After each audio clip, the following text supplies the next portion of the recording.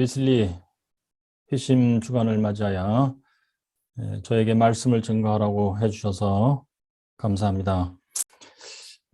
특별히 이번에는 그 웨슬리의 회심에 관하여 역사적으로 신학적으로 자세하게 말을 해라, 그런 주문보다도 이 코로나 시대에 참 힘들고 어려운 시대에 위로가 되는 하나님의 말씀, 희망을 가질 수 있는 하나님의 말씀을 증거해 주면 좋겠다.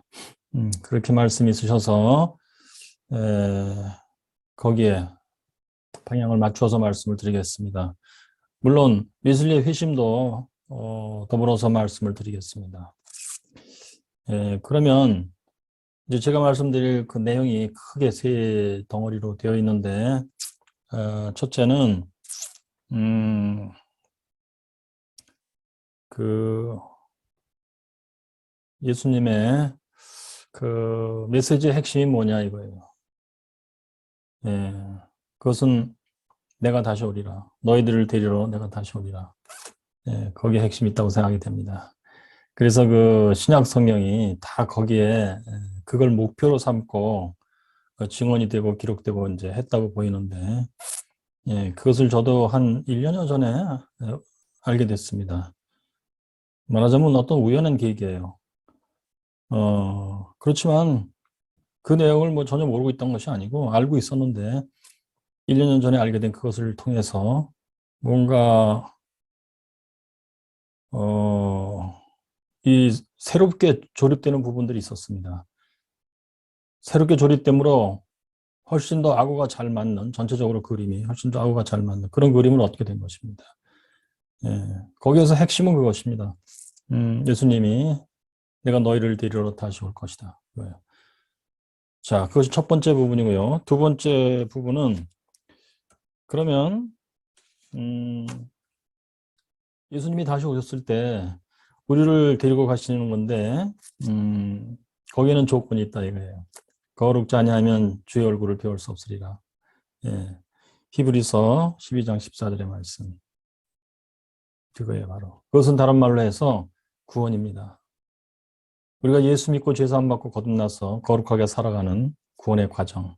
웨슬리는 이것을 구원의 순서로 설명을 했는데, 바로 그거. 그것이 필요하다는 얘기예요. 그것을 어떻게 가야 정확하게 가는 것이냐 이거예요. 하나님이 명하시고 요구하시는 대로 정확히 가느냐 이거예요. 그걸 위해서 각 교단들이 열심히 구원의 교리를 만들어서 가르치고 하는데, 우리 감리교도 그 중에 하나입니다만, 우리 웨슬리 목사님이 가르치시고 한 것이 성경에 잘 맞느냐, 그걸 좀 한번 말씀드리겠습니다. 그 다음에 세 번째 덩어리가 웨슬리 목사님의 경우에요. 그분의 회심의 사건이 도대체 왜 필요했고 그 의미가 진정으로 무엇이고, 그것 때문에 웨슬리 목사님이 이 기여한 것, 하나님이 통하여 역사하신 것, 그것이 뭐냐 이거예요. 웨슬리 목사님이 회심이라는 것이 어떤 역할을 했냐 이겁니다. 그거를 말씀드리겠습니다. 세 덩어리예요. 자, 그러면 제가 이것을, 이 아구가 그 참 궁금했던 구석구석들이 아구가 제대로 다 맞춰지는 그런 계기가 무엇이었냐면요, 한 편의 영화였습니다. 그 영화 보신 분도 계시겠는데, 영화 제목이 가나 혼인잔치 언약이라는 영화예요. 우리나라 말로는 그렇게 번역이 돼서 소개가 되었죠. 근데 아주 많은 분들이 보시지는 않았을 것 같아요. 왜냐하면 이것이 그 시내 상영관에서 하긴 했다는데 아주 잠깐, 몇 군데에서 잠깐 하고 말았다고 그래요. 넷플릭스에서 볼 수 있다고 그러는데 저는 어떤 다른 분이 알려주셔서 보게 됐어요. 자, 그러면 그 영화의 핵심은 무엇이냐면요, 예수님 당시 갈릴리 지방의 결혼 풍습입니다. 아주 독특한, 지구에서 유일무이한, 심지어 그 주변 지역의 결혼 풍습과도 다른 독특한 결혼 풍습, 이겁니다. 근데 그걸 가지고, 그걸 사용해서 예수님이 그걸 비유로 삼아서 아주 중요한 말씀들을 하셨다는 얘기예요. 그 결혼 풍습의 핵심은 이것입니다. 신랑이 옆에 동네에 이제 신부감을 고르기 위해서, 정하기 위해서 이제 간다 이거예요. 음, 그러면은 이제 동네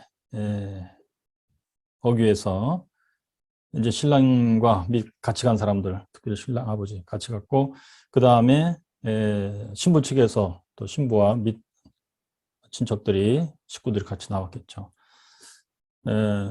그럴 때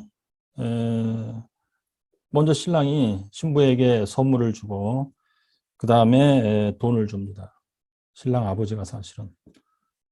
그럼 그것은 무엇이냐면 신부의 몸값이 아니고 결혼 준비를 하기 위해서 필요한 돈입니다. 여기서부터 굉장히 중요한 상징이 들어갑니다. 그리고 신랑이 신부에게 잔에다가 포도주를 한 잔 따라서 신부에게 건네줍니다. 그럼 신부가 그것을 받아들고 그것을 마시면 약혼이 성립되는 겁니다. 신랑의 제안을 받아들이겠다 이거예요. 그러면 이제 신랑도 포도주를 따라서 같이 한 잔 마시고 그다음에 그 잔을 땅에다 놓고 발로 밟아서 깨뜨려 버리는 겁니다. 그러면서 이제 신랑이 하는 말이 무엇이냐면 너는 모세의 율법에 따라서 선별된 여자다. 다른 말로 너는 나에 의해서 나의 신부로 택함을 받은 사람이다. 그거 하고 그다음 두 번째 말씀이 이거예요. 나는 다시는 이 잔으로 포도주를 마시지 않겠다. 이게 뭐냐면 내가 다른 여자하고 약혼하는 것을 안 하겠다. 오직 너하고만 약속한 것이다. 약혼한 것이다. 이겁니다. 그런 다음에 이제 각자 자기 집으로 돌아가서 신랑은 자기 아버지 집 옆에 신혼 살림을 할 수 있는 집을 짓든지 방을 들이든지 하는 작업을 한답니다. 그것이 바로 예수님이 내 아버지 집에는 방이 많다. 너희들의 거할 곳이 많다. 내가 방을 다 준비한 후에는 너희를 데리러 다시 올 것이다. 그 말씀이더라고요. 그 다음에 이제 신부는 또 집으로 가서 그 준 돈, 신랑이 준 돈을 가지고 결혼 준비를 하는 건데 그 결혼 준비에서 가장 중요한 것이 웨딩 드레스라고 합니다.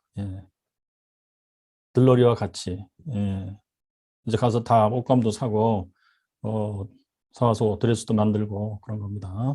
그런 다음에 중요한 게 있어요. 신랑이 이 신부를 데려오는 날짜는 아무도 모르고 그 신랑의 아버지만이 안답니다. 그러니까 신랑 아버지가 오늘이다, 이때다, 신부를 데리러 갈 때가 이때다 라고 얘기를 해줘야 사람들이 알고 신랑도 안답니다. 그래서 바로 이것 때문에 예수님이 또 한 말씀이 그 예수님이 다시 오는 그때 때는 아들도 모르고 천사도 모르고 오직 아버지만이 아신다가 그거더라고요. 근데 대개는 밤이랍니다. 그게. 실직 갈릴리 결혼 풍습이 그랬대요. 밤에 신부를 데려온답니다. 그러면 신부는 그때까지 그 날짜가 언제인지 모르기 때문에 어떻게 기다려야 되냐면 참 재밌게도 언제 올지 모르기 때문에 준비한 웨딩드레스를 입고 있어야 된답니다. 웨딩드레스를 입고 기다려야 된대요. 밤이고 낮이고 일할 때고 쉴 때고 항상. 그러다 보면은 뭐가 때가 묻기도 하고 더럽혀질 수도 있겠죠. 그때마다 즉시 두루마기를 빠는 자는 복이 있노라. 요한계시록 말씀이 있거든요. 거기서 두루마기는 웨딩드레스예요. 그러니까 웨딩드레스를 항상 깨끗하게 입고 있어야 되는 겁니다. 어느 때라도 신랑이 나를 데리러 올 수 있기 때문에. 재밌잖아요. 그게 바로 성화예요. 성화. 거룩하지 아니하면 주의 얼굴을 배울 수 없으리라. 바로 그겁니다. 참 묘하더라고요. 자, 그렇게 이제 하고 그 다음에 이제 신랑도 준비를 다 마치고 이제 신혼 방을 다 준비했어요. 그런데도 아직 때가 아닌 거예요. 아버지 입에서 아들아 지금 이때다. 그런 말이 떨어져야 데려오는 겁니다. 자, 근데 아버지 입에서 떨어졌어요. 그래서 이제 근데 되게 밤이래요. 그래서 이제 그 자기 친구들과 동네 사람들을 데리고 신분의 동네로 가는 거예요. 그래가지고 거기서 어귀에서 나팔을 분답니다. 그것이 바로 주님이 오실 때에는 천사들이 나팔을 불며 오신다는 거예요. 마태복음도 있잖아요. 그죠? 또 고린도전서 15장에도 있습니다. 나팔을 불 때 우리가 호련히 변화되리라. 썩을 몸을 벗고 신령한 몸으로 변화될 것이다. 주님이 재림하시는 그 순간까지 죽지 아니하고 이 땅에 살아서 거하고 있는 우리 믿는 자들이 주님이 오셔갖고 나팔을 불 때, 즉 신랑이 와서 신부를 데리러 왔다 하고 나팔을 불 때, 그때 우리 몸이 호련히 변화되리라. 여기다. 그리고 재밌는 게 있어요. 그 신랑의 친구들이 신부를 태우고 갈 가마를 준비해 갖고 온 거예요. 그래서 가마가 아주 간단한 가마인데 땅에다 놓으면 신부가 거기에 앉습니다. 그럼 신랑들이 그것을 앞뒤에서 들고 이제 신랑 동네로 가는 거예요. 그것이 바로 들려 올려 가리라. lifted up. 예, 그 휴거입니다. 휴거라는 것은 신랑 예수님이 신부 성도들을 데리러 오셨을 때에 재림 때 신부로서 거룩한 신부로서 사랑하는 신부로서 내가 너를 대우하여 발이 땅에 닿지 않게 나의 참 존경과 겸손과 배려를 다 쏟아부어서 너를 대우하여 데려가리라. 그 말씀이더라고요, 휴거가. 예. 자, 그것이 이제 그 당시 갈릴리의 결혼 풍습에 다 있었다는 거예요. 자, 그런데 나팔을 불 때, 그 신부네 동네 사람들이 이제 이 신부가 신랑네 동네로 가서 결혼잔치를 해야 되는데, 거기 같이 가서 대개는 한 일주일 동안이라고 그래요. 신랑이 마련한 그, 신혼 방에, 집에 들어가서 일주일 동안 잔치를 하는데, 준비하고 있던 사람들은, 신부랑 같이 준비하고 있던 사람들은, 즉, 등잔에 기름을 준비하고 있었던 사람들은, 밤중에 오니까 신랑이. 그래서, 등잔에 늘 기름을 충분히 준비하고, 신랑이 나팔을 불면 얼른 불을 켜고 뛰어나가야 되는 건데, 그렇게 준비하고 있던 사람들은 얼른 뛰어나와서 같이 신랑이랑 가게 되고, 준비를 하지 않고 있던 사람들은 뒤늦게 뛰어나와서 뒤늦게 이제 쫓아갔는데, 이상하게도 뭐 오는 사람은 다 들어와라 이랬으면 좋겠는데 결혼의 법칙이 그랬대요. 풍습이. 그 준비 안 하고 있다가 뒤늦게 오는 사람들에게는 문을 닫고 안 열어줬대요. 그래서 들어간 사람들도 일주일 동안 바깥으로 못 나오고 바깥에 있는 사람들은 일주일 동안 들어가지 못하고 그래서 바깥에서 들어가지 못하고 바깥에서 슬피 울며 이를 감이 있으리라 그거고 열처녀 뷰에서도 마찬가지 기름 준비한 열처녀만 들어가고 기름 준비 못한 사람들은 들어갈 수가 없고 내가 너희를 알지 못하노라. 주님께서 그렇게 하신다.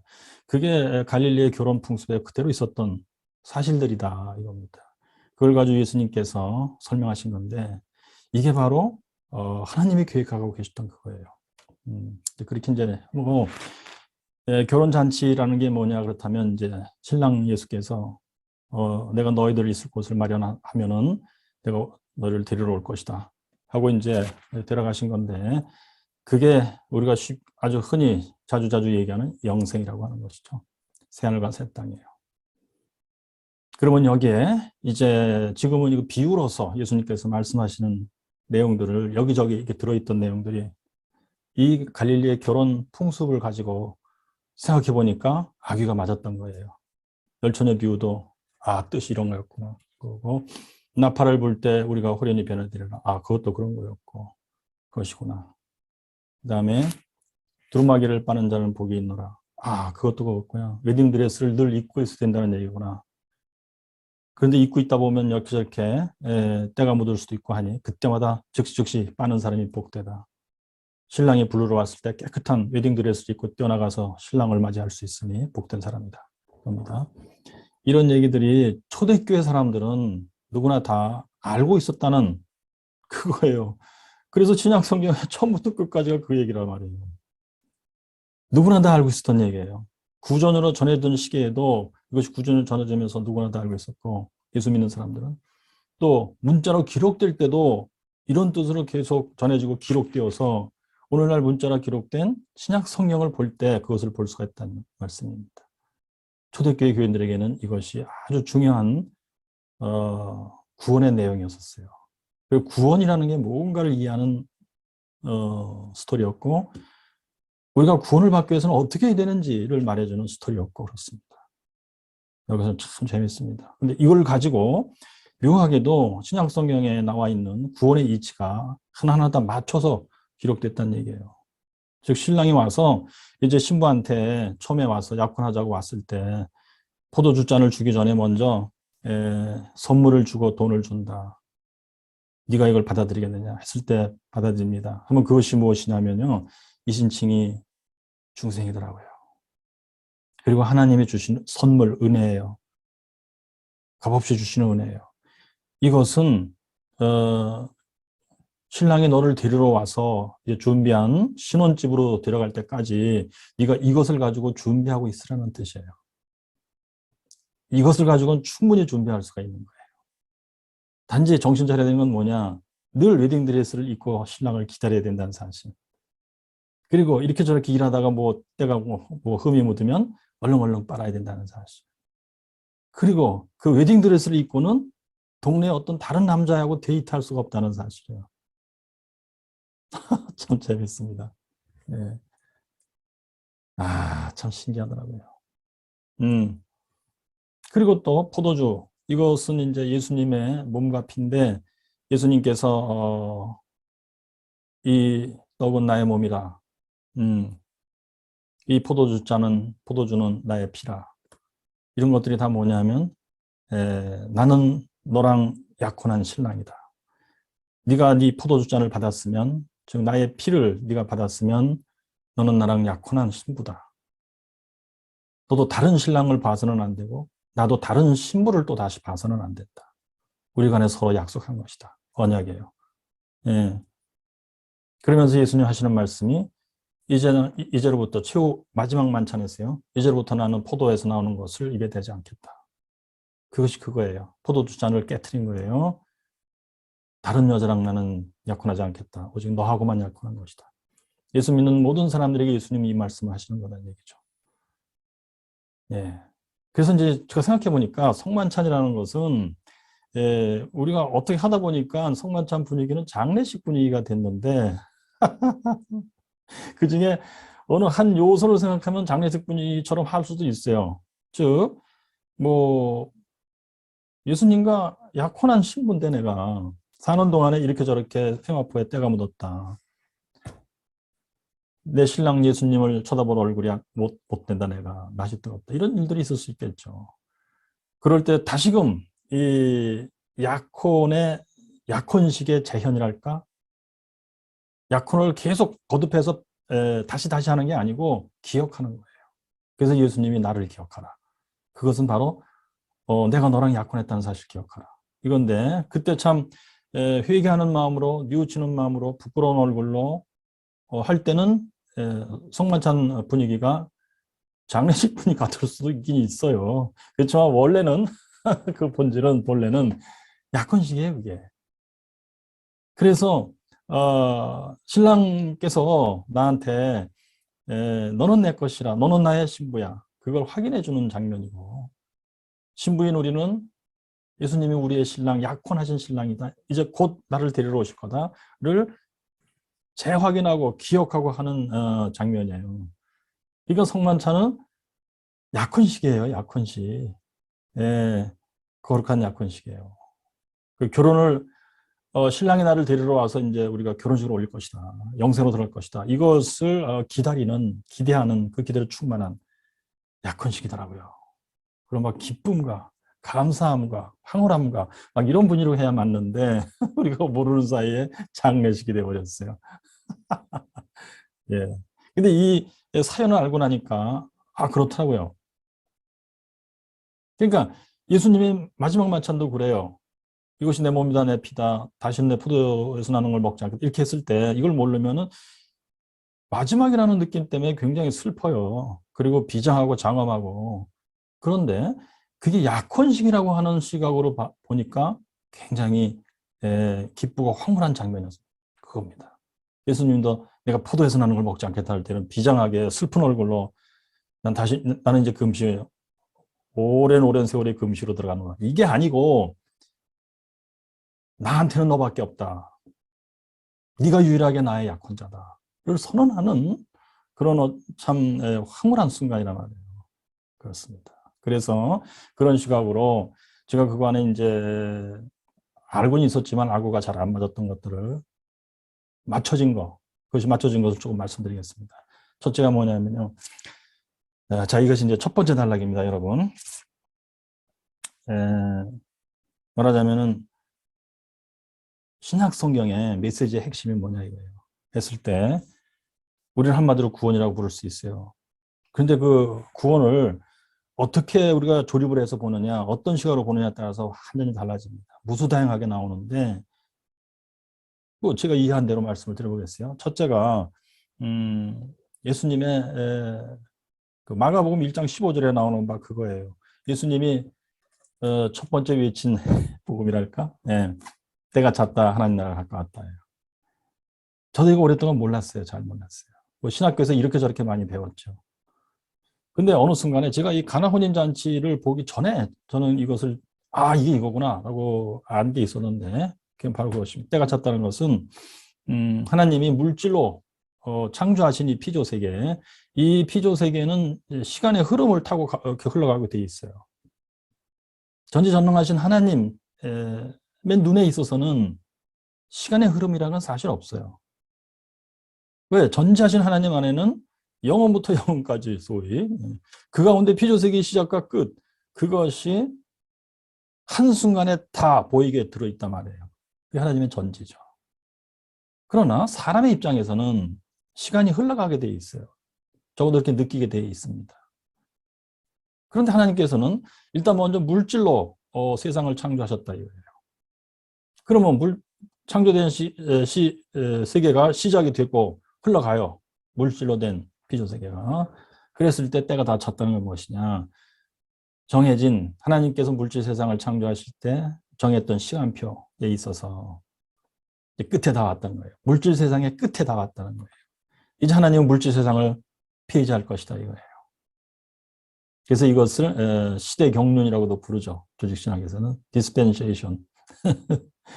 옛날에는 이것을 말세 지말이라고도 불렀습니다. 말세, 마지막 디스펜세이션, 마지막 시대 경륜에 우리가 지말 끝에 와 있다. 때가 찼다. 곧 끝낼 것이다 하나님께서. 그리고 하나님 나라가 가까웠다. 그것은 소위 비물질로 하나님께서 다시 창조하시는 새하늘과 새 땅이다. 예. 거기에 하나님이 우리를 데리고 들어가신다. 예수 믿는 자들을. 예수 믿고 거룩하게 산 자들을, 즉 신랑의 신부되는 자들을 데리고 들어가겠다. 그래서 영원히 너희와 함께 살겠다. 신랑과 신부의 결혼 생활 쫙 진행되는 거예요. 그것은 끝나지 않는다. 영원히 갈 것이다. 그것은 물론 피조 세계지만 비물질로 돼서 그것은 썩을 것이 아니다. 그런 뜻이죠. 이것이 예수님의 복음 메시지의 첫 번째 내용이더라고요. 쉽게 얘기하면 물질 세상은 이제 다 끝날 때가 되었다. 하나님 비물질로 새로운 새하늘과 새 땅을 지으실 것이다. 근데 지금 이 땅에 살고 있는 물질 세상에 살고 있는 인간들 가운데 하나님의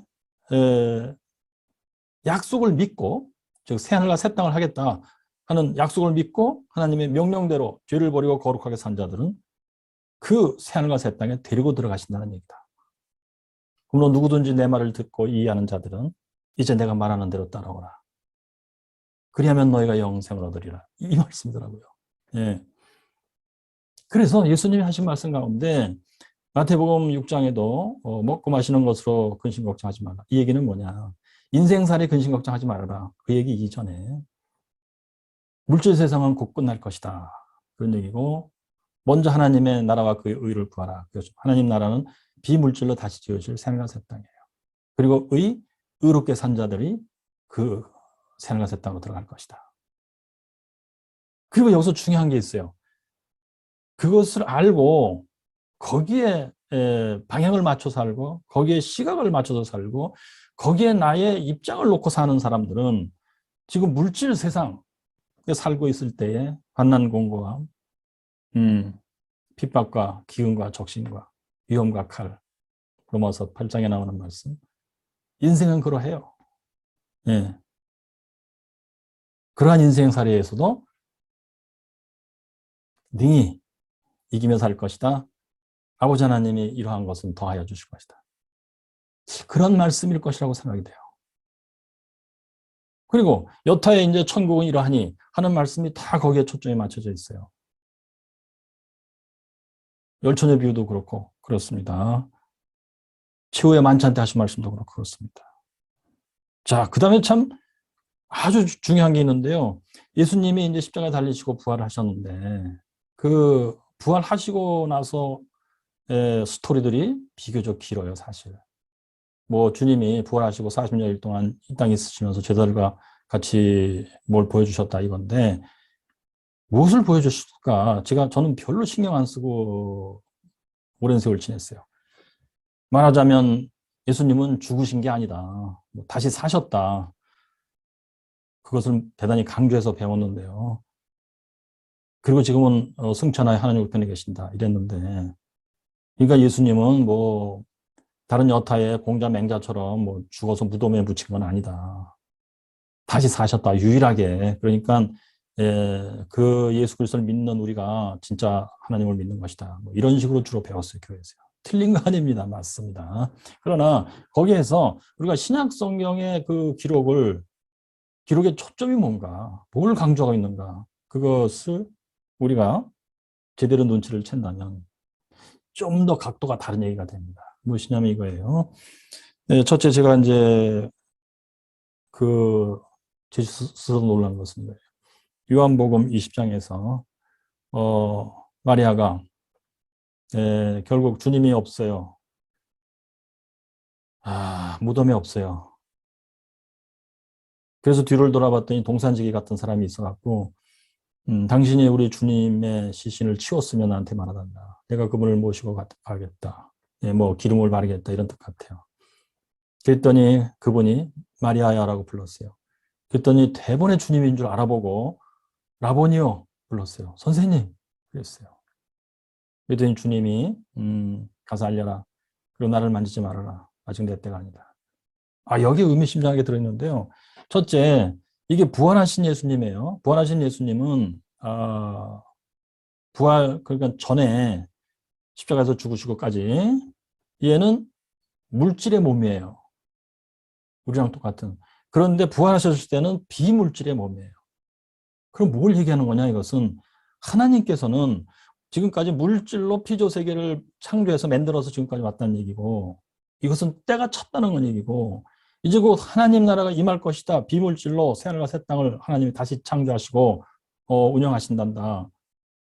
그것을 예수님은 자기의 몸으로 보여준 거예요. 십자가에서 죽으실 때까지는 물질의 피조 세계예요. 피조 세계의 몸이에요. 그런데 부활하실 때는 이제 비물질로 새하늘과 새 땅을 지으신다는 그 하나님의 나라가 도래한 거예요. 비물질의 몸이에요. 그러면 이게 있어요. 저도 오랫동안 몰랐어요. 죽은 나사로를 주님이 이제 되살리셨다 이거야.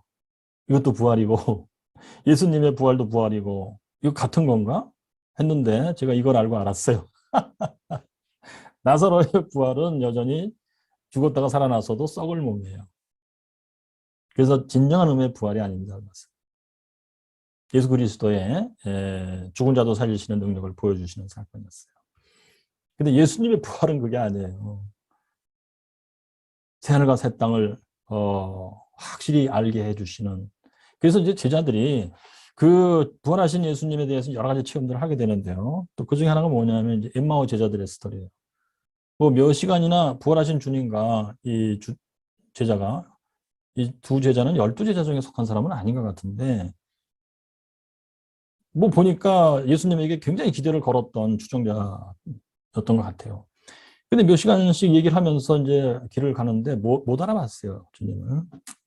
그런데 떡을 떼어 받아 먹는 순간에 눈이 열려서 주님인 걸 알아보게 돼요.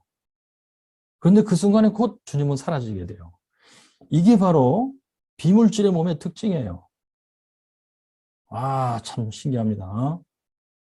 그러니까 요한복음에서도 20장 거기 마리아가 그냥 봤을 때는 못 알아봤어요. 동산직인 줄 알아요. 그런데 주님이 마리아하고 부르시고 자기 자신을 알아보게 해요. 그럼 알아봐요. 이것이 비물질의 몸의 특징 중에 하나예요. 엠마의 제조도 그랬어요. 근데 엠마의 제조의 스토리에서 또 하나 중요한 건 뭐냐? 떡을 나눠줄 때 그게 성만찬을 암시하더라고요. 그러니까 성만찬을 주님이 주시는데 그건 뭐냐면 아까도 말씀드린 대로 나는 너희와 약혼한 사람이다. 신부는 너희들밖에 없다. 내가 너희의 신랑이다. 내가 데리러 올 것이다. 뭐 이런 아주 중요한 얘기인데요. 거기에 그 얘기에 들어있는 것들은 뭐냐면 이제 새하늘과 새 땅, 예, 물질로 만든 세상은 곧 끝날 것이다. 새하늘과 새 땅을 아버지 하나님이 새로 시작할 거다. 너희들이 그것을 명심하고 있어야 된다. 이런 것이 들어있는 것 같아요. 그것을 암시하는 건데 그렇게 하면서 예수님이 자기를 보여주신 거예요. 비물질의 몸, 자기를. 그랬더니 제자들 눈에 보였어요. 그런데 사라졌어요. 이건 물질의 몸 갖고는 될 수 있는 일이 아니죠. 근데 비물질의 몸을 갖고는 된다는 사실이에요. 근데 제가 왜 이걸 자세히 말씀드리냐. 우리도 나중에 사도 바울이 상당히 강렬하게 쓴 건데 우리도 영광의 주님과 같이 영광을 받게 될 것이다.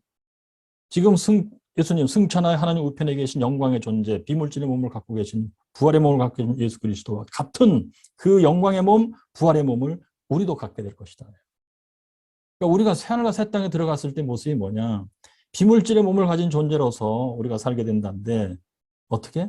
지금 부활하신 예수님 같은 그런 형태로 그런 방식으로 존재하게 된다는 얘기예요. 봐도 모르고 그러나 보여줄 때 그 정체를 알게 되고 보이다가 곧 순간 사라지게 되고 이런 거예요. 그리고 심지어 닫힌 문으로도 들어가시다 이거예요. 또. 그리고는 제자들에게 만져봐라 이거예요. 제자들이 만져보니 살이에요. 비물질의 몸은 연기 같은 게 아닙니다. 일단은 연기 같은 건 아니에요. 그런데 비물질의 존재 가운데 지금 현재도 신학적으로 따져보면 우리에게 비물질의 그 요소가 있는데 그게 영혼이에요. 영혼은 비물질입니다. 눈에 보이는 게 아니에요. 만질 수 있는 게 아니에요. 그런데 비물질의 몸은 연기 같기도 하지만 또한 손으로 만져서 만질 수가 있는 거예요. 그거를 예수님이 부활하시고 40일 동안 보여주신 거예요. 새하늘과 새 땅이 뭔지를 맛배기로 보여주신 거예요. 아주 중요한 것들을 우리가 꼭 알고 기대를 걸어야 될 것들. 예. 그리고서는 이제 도마한테 내 옆구리에 손을 대라. 역시 만져볼 수가 있는 거예요. 그리고선 깨닫게도 하시고 그다음에 불도 피우시는 거예요. 제자들이 고기를 잡을 때. 그리고서는 고기를 갖고 와라. 그리고서는 구워서 생선도 드시고 그것이 비물질의 몸이에요. 그럼 우리가 영생에 들어가서 무엇을 하느냐 할 때 바로 이런 식으로 할 것이다.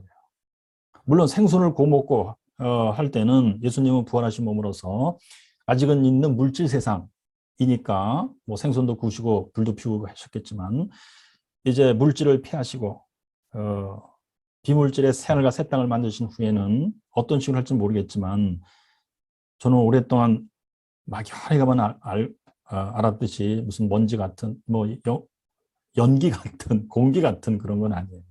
예.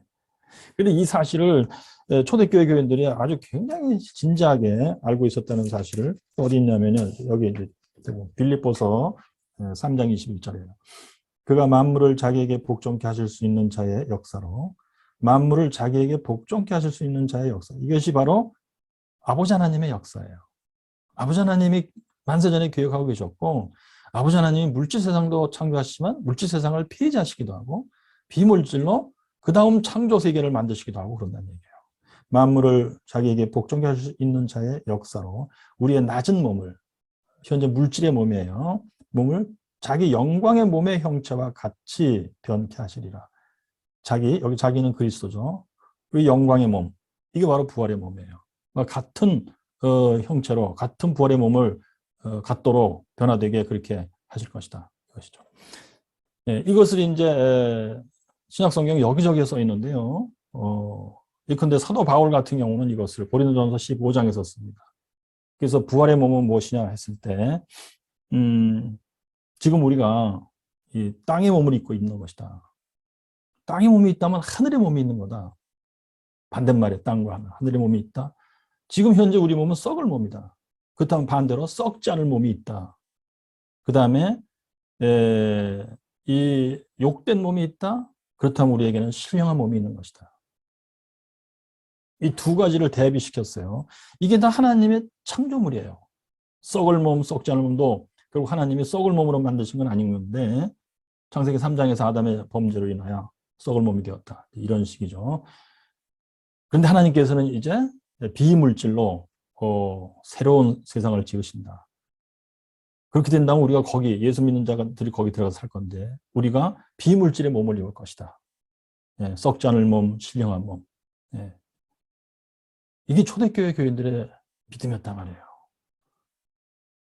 그래서 같은 내용으로 이제 예를 들면 베드로 후서에서도 3장에 이제 예수님이 이제 재림하시고 심판하시고 그때 이런 일이 일어날 것이다는데 초대교회 교인들도 그것을 대단히 열렬히 기다리고 있었던 것 같은데 자꾸 시간만 흐르고 하니까 의심하는 자들도 생겼고 그래서 나온 말이 사랑하는 자들아 주께는 하루가 천년 같고 천년이 하루 같으니 한 가지를 잊지 말아라 이거란 말이에요.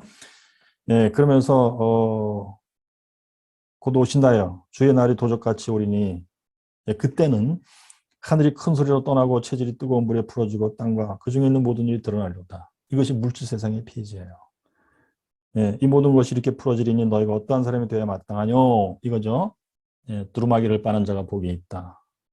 우리는 웨딩드레스를 입고 주님을 기다리고 있는 사람이니 웨딩드레스에 검댕이가 묻고 오염이 묻으면 빨리빨리 빨아야 된다. 거룩하게 지키고 있어야 된다 우리가 이거예요. 그다음에서 하나님의 날이 임하기를 바라보고 간절히 사모하라. 그날에 하늘이 불에 타서 풀어지고 체질이 뜨거운 물에 녹아지려니와 물질 세상이 폐집니다. 우리는 그의 약속대로 의에 거하는 바 이거예요. 웨딩드레스를 입고 기다리는 신부예요. 새 하늘과 새 땅을 바라보다다. 새 하늘과 새 땅 이겁니다. 자, 그래서 베드로 후서도 예수님의 그 말씀 때가 찼다 하는 날 가까웠다. 이것을 아주 정확히 이해하고 있었고 그리고 세월이 그렇게 많이 흐른 후에도 수십 년이 흐른 후에도 이것을 그대로 유지하고 보존하고 있었단 말이에요. 초대교회 때. 그리고 사도 바울도 고린도전서 15장에서 죽은 자들의 부활, 예수님의 재림하실 때 죽어있던 자들이 다 다시 부활할 것이다. 하늘의 몸, 신령한 몸으로 부활할 것이다. 그때는 예수 믿는 자들도 그렇고 예수 믿지 않고 있던 자들도 그렇다. 근데 예수 믿고 있던 자들은 영생이라는 데 들어가는 것이고 예수 믿지 않고 있던 자들은 죄 가운데 있던 자들은 영벌이라는 데 들어가게 됩니다. 영벌도 새하늘과 새 땅에 있는 어떤 시설이에요. 신령한 몸을 입고 이제 영원히 고통받는 처벌로 들어가는 뭐라 이겁니다.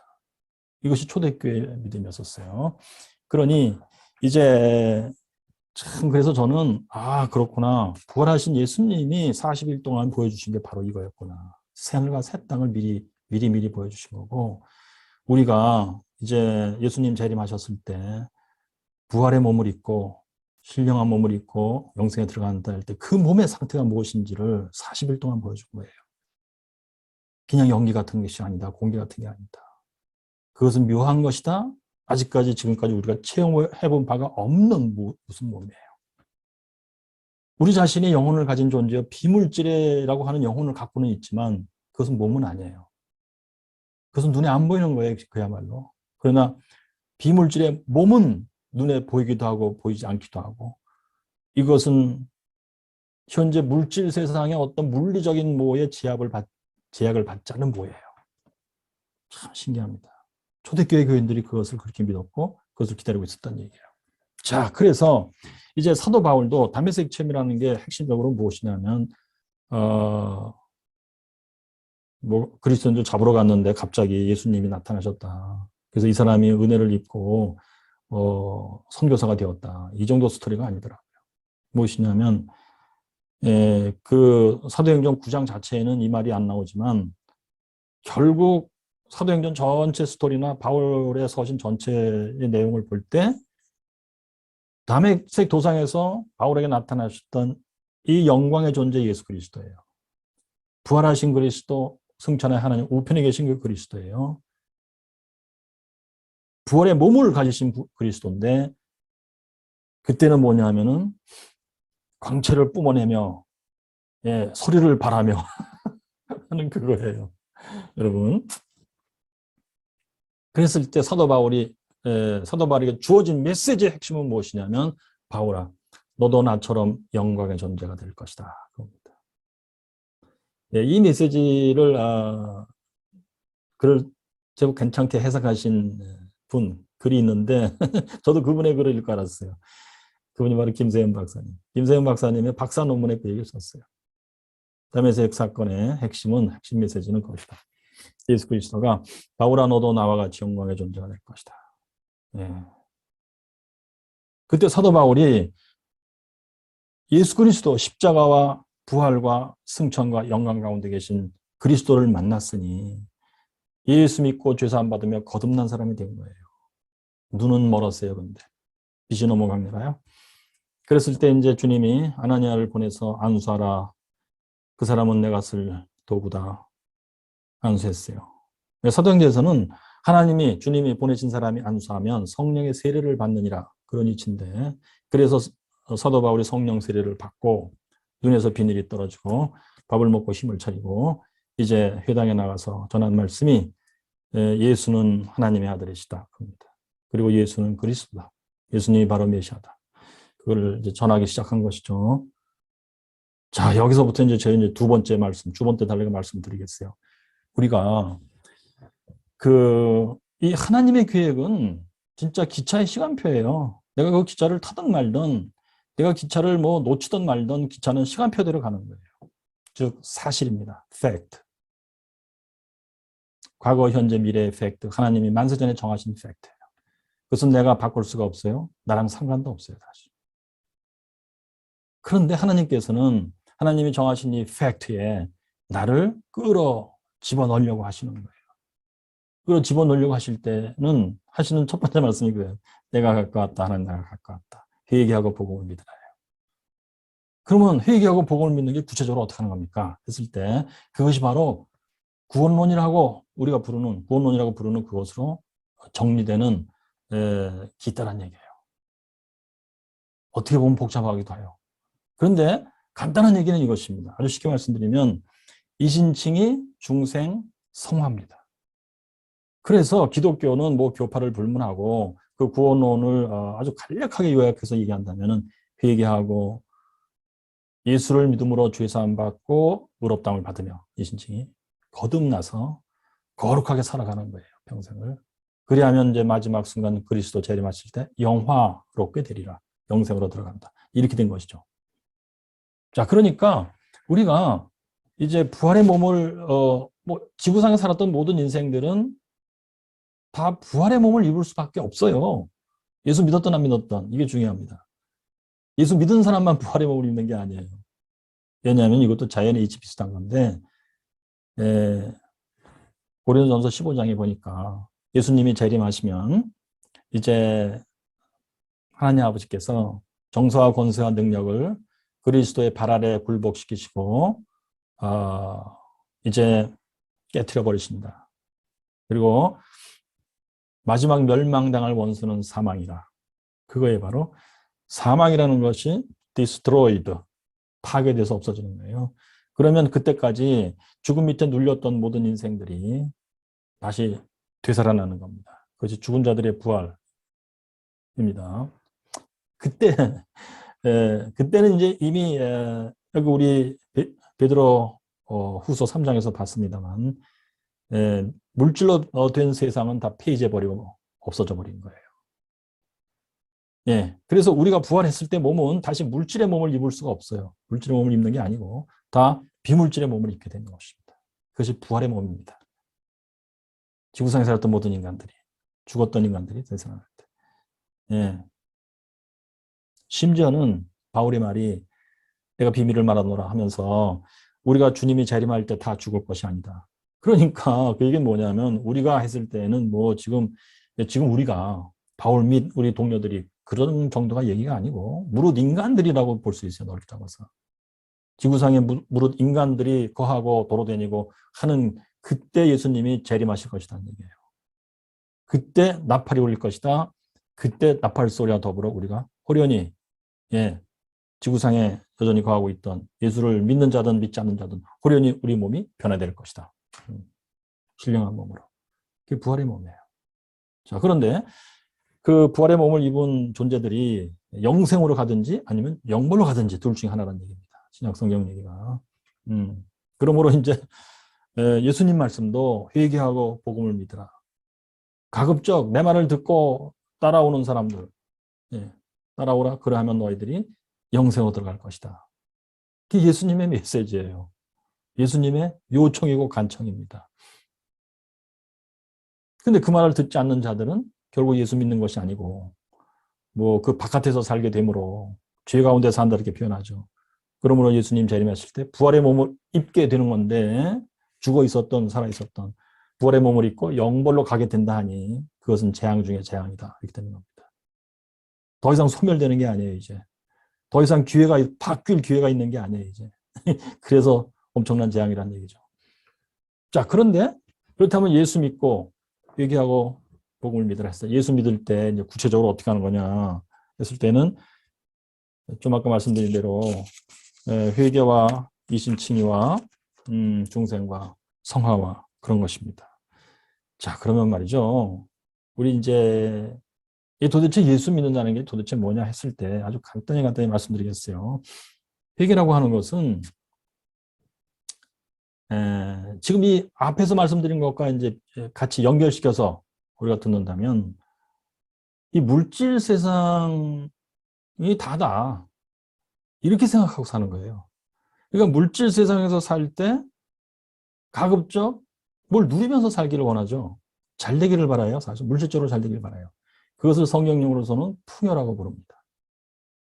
이 풍요에 그렇게 몰두해서 아주 전문가적으로 오직 풍요를 추구하며 살았던 그런 인생의 모습을 성경에서는 바알 숭배라고 부르죠.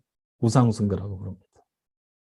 그래서 로마서만 봐도 1장 18절 이하에서 경건치 않음과 불의한 죄에 대해서 하나님의 진도가 나타난다 이렇게 하신 건데 경건치 않은 죄의 핵심이 우상 숭배예요. 자, 그리고 이 물질 세상에서 이제 풍요를 누리면서 이제 살고자 할 때 그래서 하나님을 무시하게 되는 거예요. 왜? 하나님은 우리가 요구하는 대로 원하는 대로 그렇게 물질을 주시는 분이 아니란 말이에요. 내가 떡반죽 그릇에다 복을 주겠다. 복을 주겠다면은 얼마만큼이 복된 걸까요? 우리가 살아봐서 알지만요. 옛날에는 참 배고파서 진짜 힘들었어요. 요즘에는 먹을 게 너무 많아서 또한 진짜 힘들어요. 그런 가운데 또 굶는 사람도 있고 허덕이는 사람도 있으니 더욱더욱 힘들어요. 그것이 사람들이 생각하는 풍요의 진짜 모습입니다. 근데 하나님께서는 가장 복되게 주신다고 하니 내가 떡반죽해서 복을 주겠다 하니 우리 기준으로는 이것이 얼마나 될지 모르는 겁니다. 자, 아무튼 하나님께서 보실 때 가장 좋게 주시는 게 진짜 풍요입니다. 그죠? 그러니까 우상 숭배라고 하는 것으로 이제 우리가 죄의 핵심 속에서 살게 되는데 그 죄라는 거 풍요가 있어도 우리 인생은 힘들고 풍요가 없어도 힘듭니다. 풍요를 달라고 또 그것을 추구해서 그렇게 죽으라고 했는데 안 된다고 생각해 보십시오. 우리 성경이 말씀하는 죄가 다 속에서 드글거리게 됩니다. 예. 원망과 분노와 시기 질투와 복수함과 살해하는 것과 사기치는 것과 등등 이런 것들이 난무하게 되죠. 이렇게 사는 것을 우리는 이제 예수 믿기 전에 뭐 정도의 차이는 있을지 몰라도 다 본질적으로 이런 거예요. 이것을 깨닫고 이제는 더 이상 그렇게 살지 않겠나이다. 즉 하나님의 나라와 의를 먼저 구하겠나이다. 그게 예수님이 보실 때 회개하고 복음을 믿으라. 그거예요. 복음을 믿으라. 내가 기쁜 소식을 전했지 않느냐. 물질 세상은 곧 끝난다. 하나님이 비물질, 새하늘과 새 땅으로 다시 지으신다.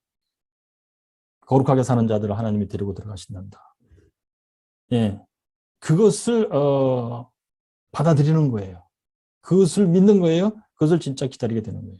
근데 이것은 그렇게 내가 마음 먹고 나 기다릴래. 그렇게 해서 되는 게 또 아니란 말이에요. 이상하게도. 왜 그러느냐. 성경에 보니까 하나님이 정하신 방법대로 이것이 돼야만 되는 거예요. 즉 비유컨대 이런 거예요. 말하자면 예를 들어서 뭐 암에 걸렸다고 칩시다. 그러면 의사들이 보고 치료의 절차를 거쳐가면서 이제 치료를 해야 낫겠죠. 근데 아마추어가 예를 들어서 제가 암이 걸렸다고 친다면 아마추어가 보니까 배가 아파. 그럼 배에다가 뜨뜻한 돌을 얹어놓고 뭐 하루에 뭐 몇 번씩 문지르고 그럼 암이 날 거야. 자, 이렇게 하면 암이 낫겠습니까? 안 되죠. 자, 그래서 성경은 무엇이냐? 암을 고치는 전문가가 읽고 방법을 제대로 알고 이제 그 병을 치료하는 것과 비슷해요. 그래서 성경에서 말씀해 주시는 구원의 길로만 가야만 그것이 제대로 되는 거라 이거예요. 그럼 제대로 되는 길을 해서 첫 번째 뭐야 이제 회개를 이제 하라 해서요. 방향을 전환하는 겁니다. 예수님이 이제 말씀하신 대로 이 물질 세상이 다가 아니다. 이것은 곧 끝난다. 이제 새하늘과 새 땅에 온단다. 나는 거기에 들어가서 살리라. 이렇게 방향을 전환했습니다. 회개입니다. 자, 그러면 이제 주님께서 내가 제대로 된 길로 인도하겠다요. 첫째, 지금까지 졌던 죄를 다 떨어버리고 죄책을 용서받아야 돼. 그거 이상해요. 죄책은 뭐냐? 내가 이제 죄짓기를 그만둬도 지금까지 져왔던 죄들의 책임은 남아있어요. 죄책, guilt. 그건 왜 그러냐? 하나님께서 판사인데 죄인에 대해서는 정죄를 이제 하시단 말이에요. 계속 죄를 짓는 때마다 정죄. 그럼 정죄했으면은 유죄선언인데 그게 처벌을 받아야 된다는 것이 붙어 있죠. 항상 그 처벌을 받아야 됨 그것이 죄책이에요. guilt입니다. 내가 이제 죄짓기를 그만뒀어요. 여기서부터. 그래도 지금까지 쌓이고 했던 죄책은 남아있단 말이에요. 그것을 용서를 받아야 돼. 누구한테? 하나님 아버지로부터. 왜? 하나님 아버지가 나에게 유죄선언 정죄를 내렸고 죄책을 매겨놓은 분이기 때문에. 자, 그래서 이제 죄책을 용서받아야 되는데 그걸 받으려면 이 하나님은 참 이상하게도 죄진 거에 대해서는 반드시 사형이에요. 이상하게. 죄에 대한 처벌은 본질적으로 사형이에요. 죽음. 그러니 내가 죄를 져갖고 죄책이 있고 그렇다면 죽임을 당해야 되는데 내가 죽어버리면 안 되잖아요. 끝나잖아요. 그래서 예수님이 대신 죽으셨다 해요. 대속의 죽음. 그거를 네가 믿느냐예요. 하나님의 이 대책을, 이 조치를, 이 치료 방법을 네가 받아들이겠냐예요. 하나님이 하자고 하는 대로 하시자고 하는 대로 네가 하겠냐예요. 그래서 그렇습니다, 하나님. 그러면은 일단 그럼 내가 너를 용서하겠다. 그래야만 내가 너에게 손을 댈 수 있어. 그러기 전에는 너는 더러운 존재고 악한 존재고 독이 있는 존재야. 하나님 내가 손을 댈 수가 없다. 그러니 이 용서부터 하자. 그겁니다. 이상하게도. 그래서 그것이 이신칭이에요. 주 예수를 믿느냐 그리스도의 십자가의 피를 네가 믿느냐 했을 때 그렇습니다. 그럼 내가 네 죄를 다 용서하겠다. 오케이? 이제 너는 깨끗하다. 의롭다. 그때부터 하나님이 나에게 손을 대시고 나를 품에 안으시고 한단 말이에요. 예. 그게 이신칭이에요. 그러면서 하나님께서 이제 너는 나의 자녀다. 이렇게 하시면 그게 거듭남이에요. 이 거듭남은 선언일 뿐만 아니고 이제 내가 실제로 하나님의 자녀로 변화되는 것인데 영혼이 변화되고 마음이 변화되는 거예요. 이제는 죄를 싫어하고 죄를 멀리하고 하나님의 말씀, 명령을 좋아하고 기뻐하고 하나님의 말씀대로 따라 사는 것이 가능하게 되었고 실제로 돼. 이게 그게 거듭남이에요. 그것이 되려면 성경의 이치가 참 희한하게도 사람 속에는 그것을 할 수 있는 무엇이 들어있지 않다고 본 거예요. 사람 속에는 여러 가지가 들어있는 것 같지만 뭐 생물학적으로 그래서 밥도 먹고 힘도 나고 뭐 생물학적인 에너지도 흐르고 하는데 그것은 다 그것의 주인은 DNA입니다. 생물학적으로 보면 DNA가 주인이에요. 우린 DNA의 숙주일 뿐이에요. DNA가 하자고 하는 대로 하는 건데 우리가 알든지 모르든지 그렇게 흘러가고 있어요. DNA가 하고자 하는 방향은 한결같이 무엇이냐면 생존과 번식입니다. 그러니까 인간들이 거기에 따라서 움직이면 뭐냐? 생존하기 위해서 그렇게 죽으라고 노력하고 그것이 잘 되든 못 되든 시기 질투와 분노와 또 원망과 원한과 뭐 이런 것이 그 움직이는 에너지의 어떤 분위기들에 다. 그리고 번식에 그렇게 열을 내는 것입니다. 좋든 싫든 간에. 그것이 DNA예요. 우리 속엔 그거밖에 들어있지 않아요. 우리 영혼이 심지어 영혼이 물질은 아닌데 그 물질의 DNA가 영혼을 장악해버리는 거예요. 그것이 원죄입니다. 그래서 하나님께서는 일단 죄책을 용서하시고 이신칭이 그리고 하나님이 손을 대기 시작하는 거예요. 손을 대셨을 때 어떻게 하시느냐? 내 속에 지금까지 내 속에 없었던 힘을, 능력을, 에너지를, 신령한 에너지를 부여해 주시는데 그것이 성령이에요. 성령을 받아야 되느니라 그것입니다. 그래서 성령이 주시는 생각을 따라 성령이 인도하시는 대로 성령이 주시는 능력을 따라서 살 때 이제 죄를 멀리하며 하나님 말씀대로 내가 생각하고 말하고 행동하며 살 수가 있다. 그렇게 되는 시점이 첫 번째 시점이 중생이라 이것입니다. 그리고 성령의 인도하심을 따라 쭉 그렇게 살아나가는 것이 이제 성화라 이렇게 부르는 것이죠. 가면 갈수록 이것이 더 잘 돼야 돼. 성화. 계속 거룩해져야 돼요. 네. 그렇게 하면서 이제 결국 그 마지막 순서, 마지막 순서를 영화라고 부르는데 그게 영생에 들어간 거죠. 자, 이렇게 할 때에 이 길을 잘 갔다고 쳐봐요. 그랬을 때, 결국 예수님이 말씀하시고 약속하셨던 그거. 이제 물질 세상을 곧 끝난다. 비물질의 새하늘과 새 땅이 올 것이다. 하는 그 새하늘과 새 땅이 임했을 때, 주님이 재림했을 때, 그때 우리가 영생으로 들어갈 수 있다. 이 구원의 순서를 따라 사는 게 무엇이냐? 아까 결혼의 비유에 맞춰서 생각해 본다면 신랑 예수 그리스도와 약혼한 사람이 된 거예요, 내게. 이신칭의가 바로 그것입니다.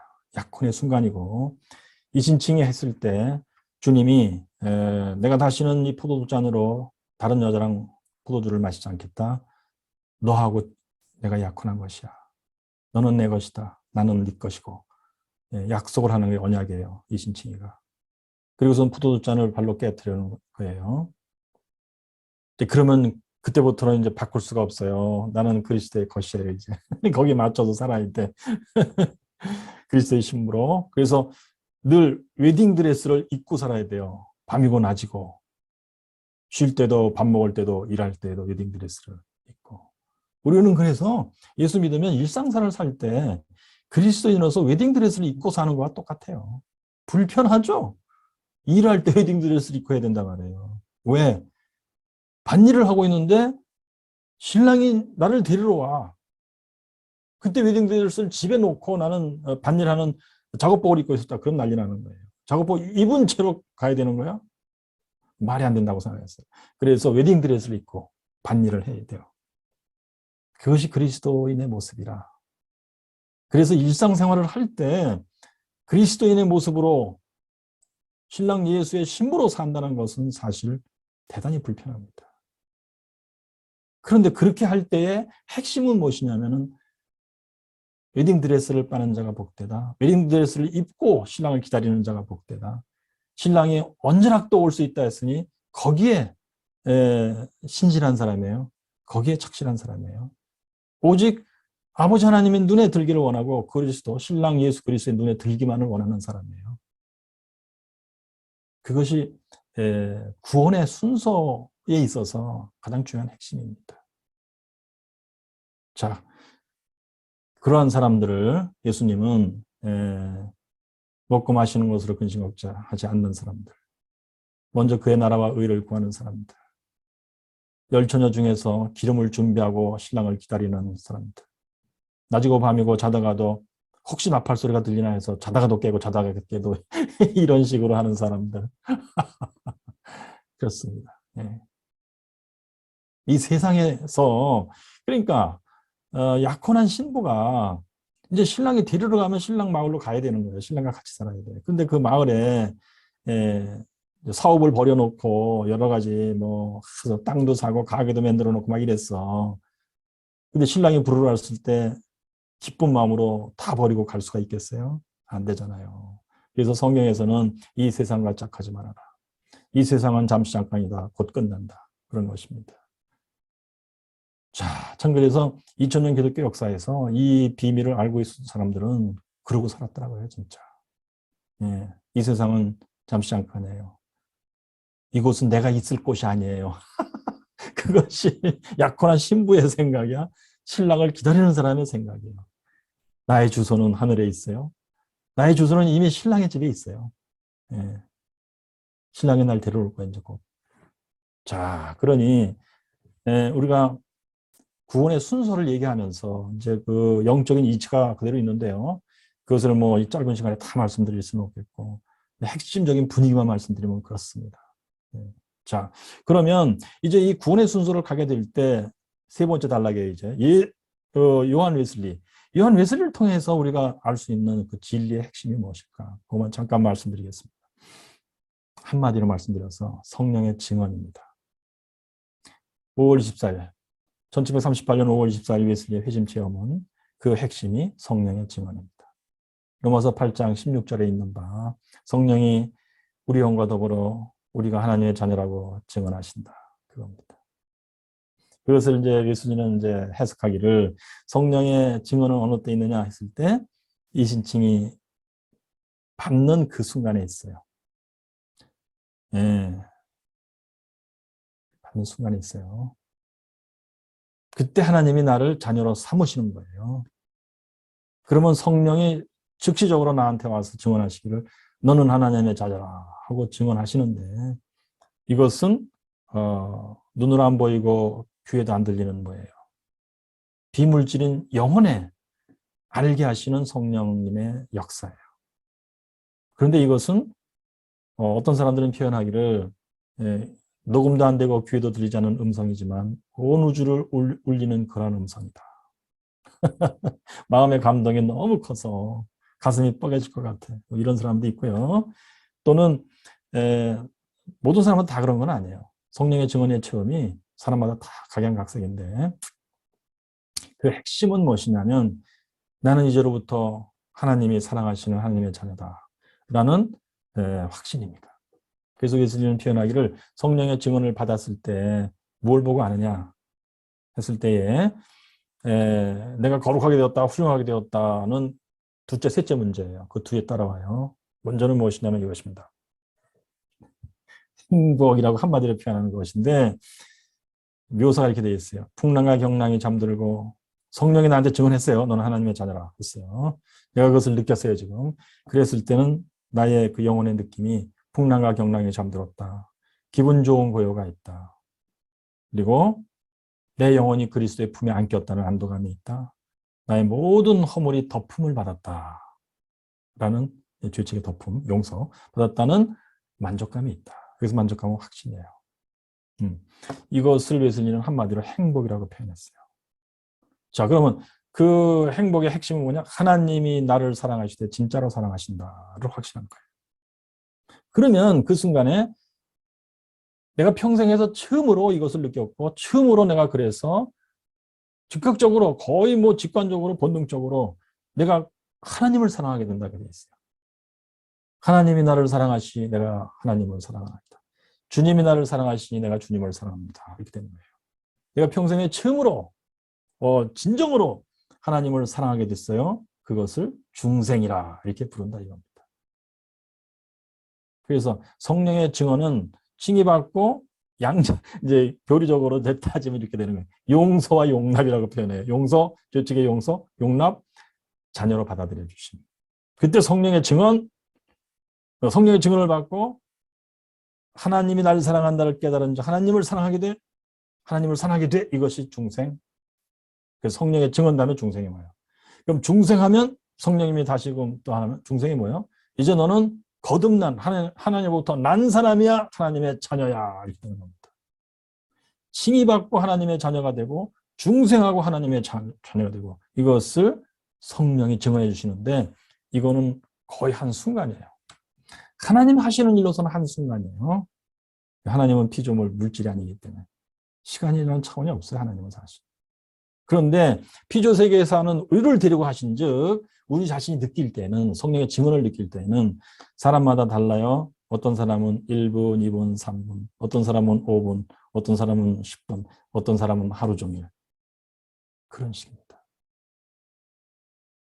웨슬리는 8시 45분에 걸쳐 저녁 8시 45분에 체험했다 했는데 제 느낌이 한 15분 걸리지 않았을까? 느낌이 그래요. 근데 웨슬리는 그래요. 성령의 증언을 받고 뭐 기분 좋았다, 짜진다 이것이 아니었고 슬펐다고 돼 있어요. 나에겐 기쁨이 없었다. 왜 그러느냐? 웨슬리 자신의 해석과 평가. 오랜 세월 이 구원의 문제를 가지고 고민하고 씨름해 온 사람의 경우에는 그런 경우가 있다고 그러더라. 근데 두 가지만은 확실하다. 내가 믿음으로써 죄의 용서를 받았다고 하는 확신이 내게 있고, 이제 나는 하나님부터 난 사람으로서 죄를 짓지 않는다 라는 확신이 있다. 그거예요. 그래서 그 첫 번째 용서의 확신에서 오는 행복감, 그리고 나는 이제 dominion over sin, 나는 이제 죄를 이기는 사람이 되었다라는 확신이에요. 그것만은 확실하다. 이건 사실이에요. 팩트입니다. 이것은 그러니까 하나님 편에 기록되어 있는 팩트예요. 너는 내가 용서한 나의 자녀다. 너는 이제 나의 역사로 거듭난 죄를 짓지 않냐는 사람이 되었다. 팩트예요. 근데 본인이 느끼는 이제 감정, 정서가 있는데 그것은 뭐 사람마다 각양각색이에요. 한 사람이라 또 어느 때는 강하다, 어느 때는 약하다 이렇게 할 수가 있는데, 윌슨이는 그 며칠 후에 이제 소위 말해서 본인이 느끼는 행복을 느끼게 됩니다. 그래서 윌슨은 이렇게 주장하게 됩니다. 나는 이제 행복한 사람이 되었어요. 용서받고 죄 짓지 않는 사람이 되었어요. 행복한 사람, 행복에서부터 거룩이 나온다. 즉 성령의 증언의 핵심은 행복이에요. 성령의 증언을 받고 그 다음에 내가 하나님을 사랑하게 되는 것이 중생이고 그것이 거룩의 시작이에요. 죄를 버리며 하나님 명령대로 따라 사는 시작이에요. 거룩의 시작. 그래서 행복에서 거룩이 나온다라는 공식을 세우게 됩니다. 근데 재밌게도요, 윌슨리가 회심하기 전에는 이것이 반대였어요. 거룩에서 행복 나온다고 잘못 생각했었어요. 왜냐, 회심 전에는 영국 국교의 교리를 따라 살았기 때문에 홀리 리빙 홀리 다잉 트래디션이라고 했어요. 그것은 뭐냐면 아주 간단하게는 이제 사람이 뭐 대개는 어려서 이제 뭐 유아 세례를 받고 그 다음에 교회의 가르침을 따라서 살아요. 그럴 때 교회의 가르침이 이래요. 너는 거듭났다. 이제 교회의 가르침을 따라서 사는 사람이 되었다. 죄를 버리고 거룩하게 살자.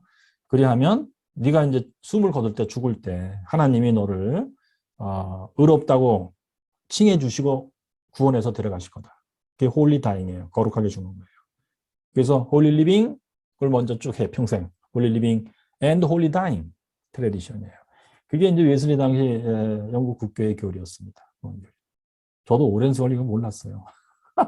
제 자신이 학교에서 웨슬리 신학 배우고 대학원에서 웨슬리 신학 배우고 할 때 들어본 바가 없었어요. 모르겠어요. 교수님들은 가르치셨겠지만 제가 뭐 이해력이 약해서 못 알아들을 수 있었는데, 제가 이제 웨슬리를 가르치기 시작했을 때 독일 유학 마치고 귀국해서 웨슬리를 이제 곧바로 가르치게 됐는데, 그때 제가 이제 뭐 교수로서 책임을 진 사람이 됐으니 본격적으로 공부하기 시작했죠. 그러다 알게 됐어요. 영국 국교의 교리가 잘못돼 있었어요, 그 당시. 웨슬리는 그것을 맞다고 생각하고 죽으라고 따라갔는데 그것이 바로 뭐냐? 내 노력으로, 내 힘으로 하는 거예요. 즉 아까도 말씀드렸지만 암에 걸린 환자가 자기의 노력으로, 진짜 가상한 노력이에요. 노력으로 이 암을 고칠 수 있다, 극복할 수 있다고 생각하면서 가는 거예요. 그게 홀리 리빙입니다. 그것이 신의 협동설입니다. 하나님도 이제 하시는데 하나님이 은혜 주시니까 내가 뭐 참 구원에 관해서만 얘기한다면 교회 다니게 돼 있고 세례받았고 거듭났고 뭐 교회 가르침을 따라 성령의 가르침을 따라서 내가 살 수 있고 뭐 성령님이 나를 인도해 주시고 그렇게 말할 수 있죠. 하나님이 하시는 거예요. 그럼 나도 해야 돼 열심히. 이게 홀리 리빙이에요. 그렇게 해서 내가 이제 평생 그렇게 살다가 죽을 때 하나님이 나를 의롭다 이제 너는 그렇게 선언하시고 나를 구원해서 들어가시다 이렇게 생각했던 것입니다. 하나님도 하시지만 나도 해야 된다. 나도 하고 있다. 이게 신의 협동설이고 이제 그렇게 죽으라고 이제 했는데 그때의 공식이 뭐냐면 거룩해야 행복하다였었어요. 그렇게 거룩하게 살아야 내 속에 예를 들어서 뭐 이런 문제만 하더라도 즉 시기 질투니 분노니 뭐 원망이니 이런 것을 이기며 살 수 있다. 그런 게 들어있으면 행복하지 않다 사람이.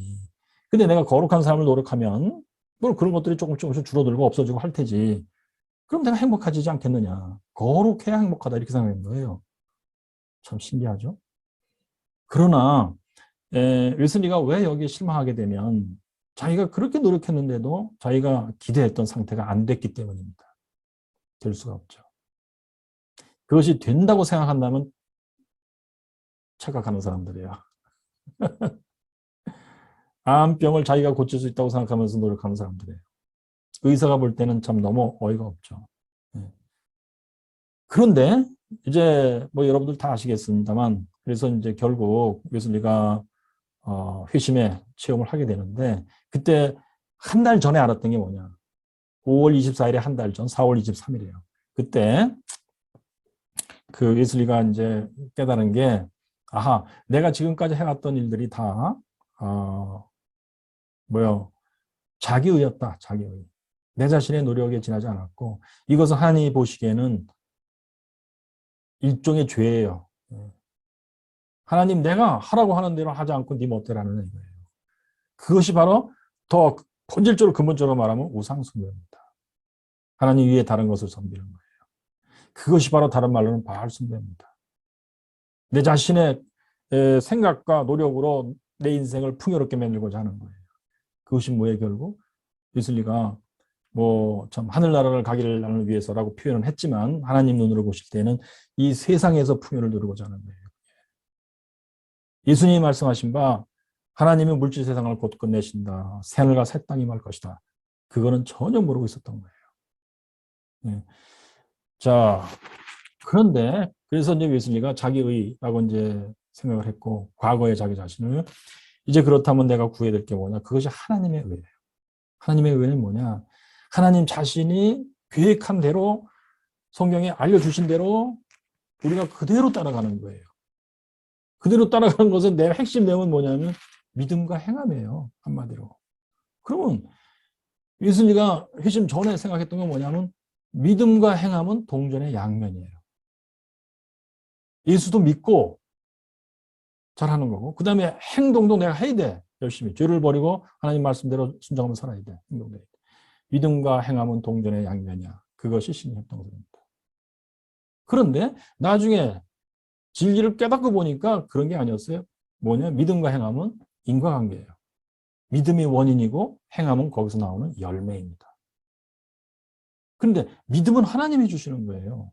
사람 속에서 나올 수 없다 그랬잖아요. 사람 속에 들어있는 건 사실 DNA예요. 그냥 DNA 및 그것에 의한 생물학적인 현상들입니다.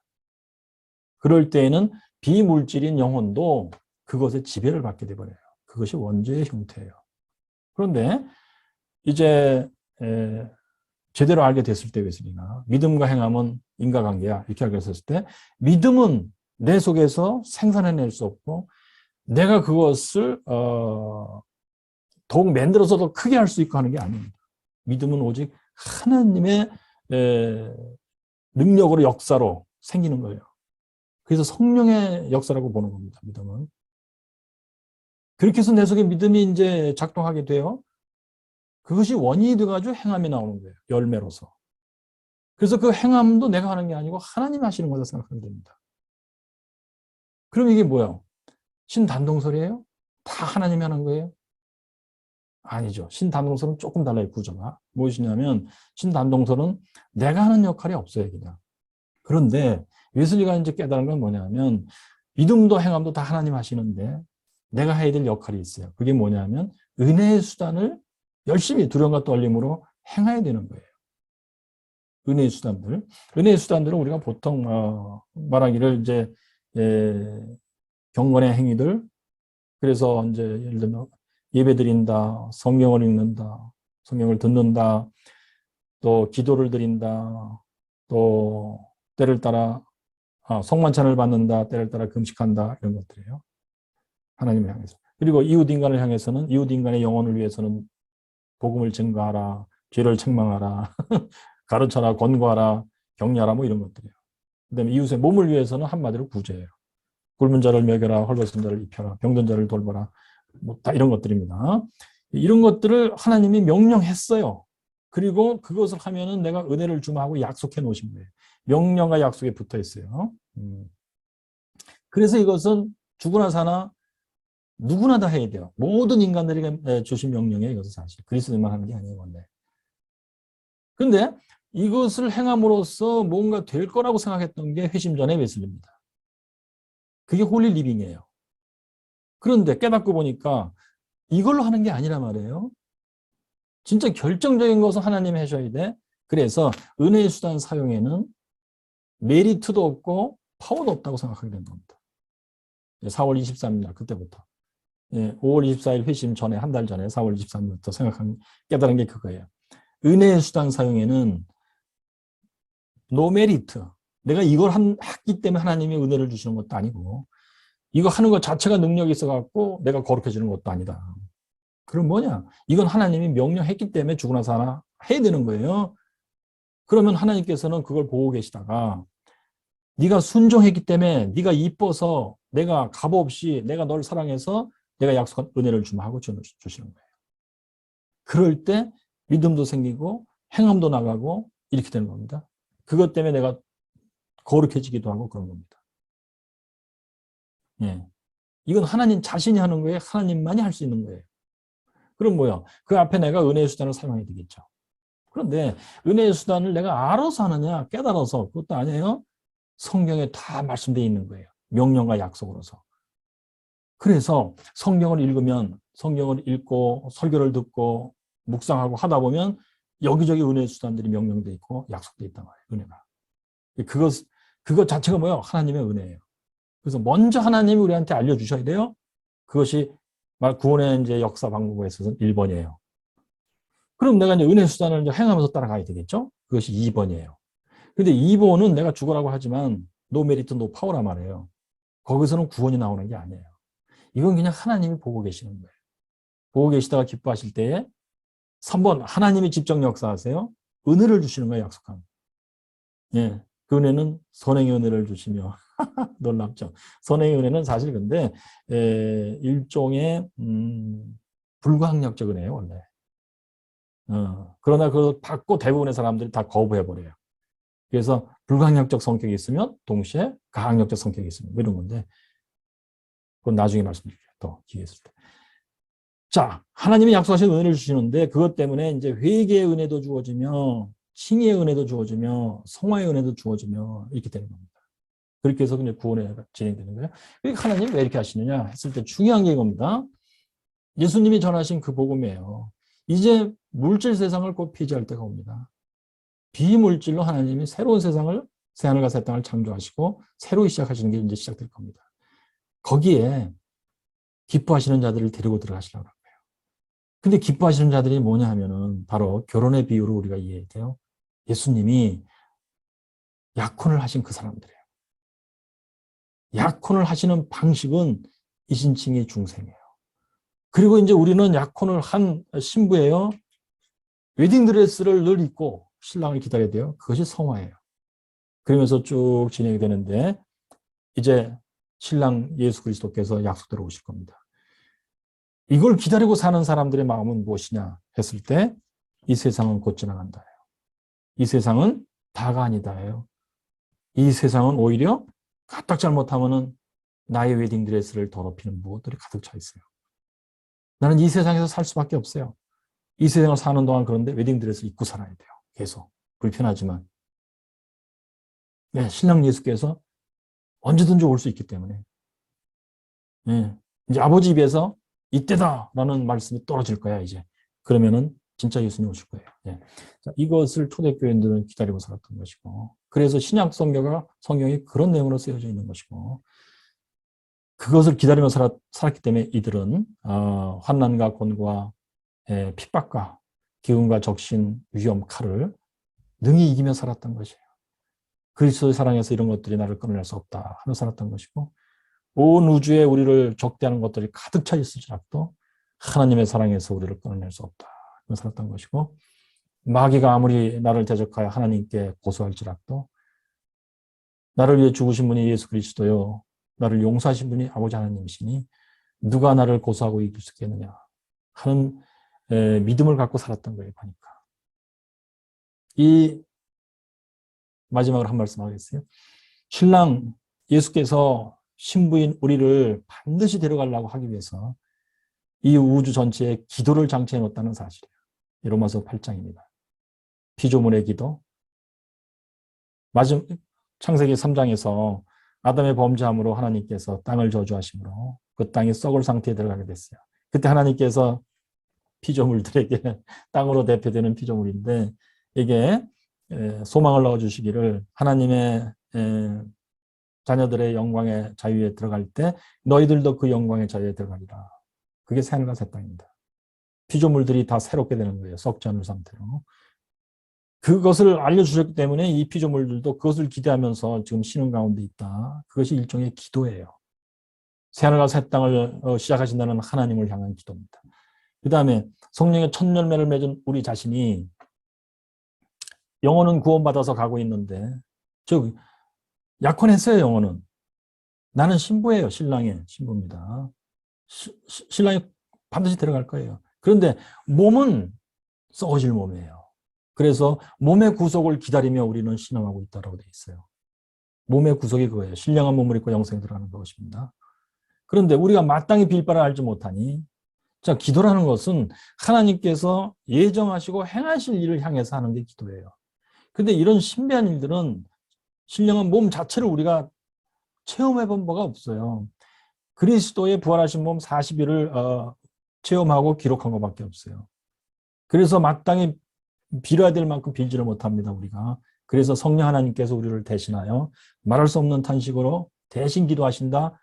성령의 기도는 아버지 하나님의 생각대로 일치해서 기도하시니 아버지 하나님이 그것을 정확히 듣고 계시다.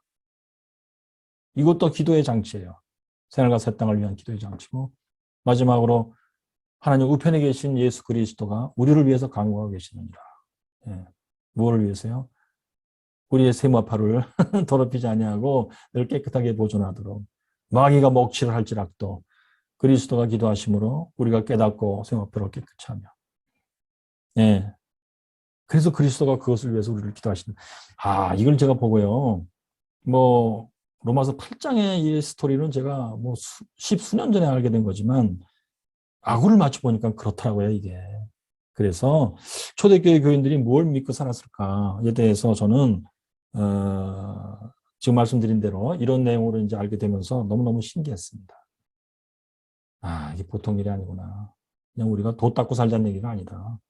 윤리도덕적으로 살자는 얘기가 아니다. 이 땅에서 우리가 뭐 힘들고 어려운 거, 비인간적인 거 고쳐가면서 살자는 얘기다. 그 정도도 아니에요.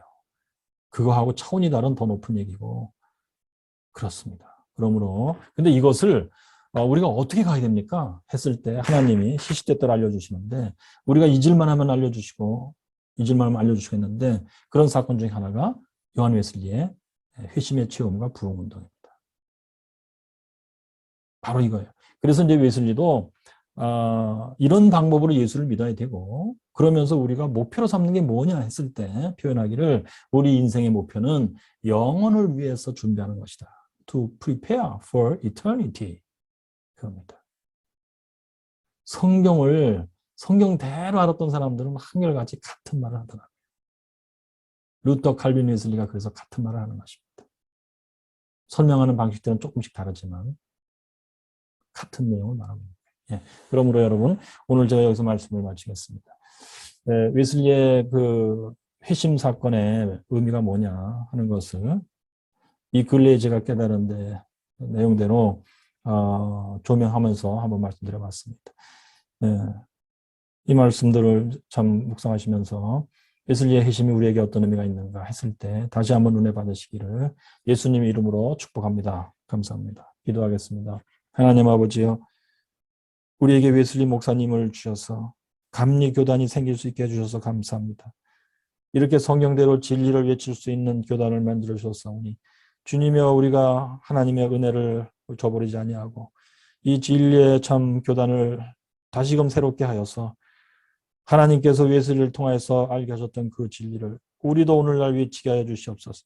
그리하여 주님께서 우리에게 알려주신 대로 새하늘과 새 땅을 우리가 기대하고 희망하며 꼭 그 새하늘과 새 땅 영생에 들어갈 수 있는 사람들로 살 수 있도록 우리를 인도하여 주시옵소서. 우리 주님 예수님 이름 받들어 감사하며 기도드리옵나이다. 아멘.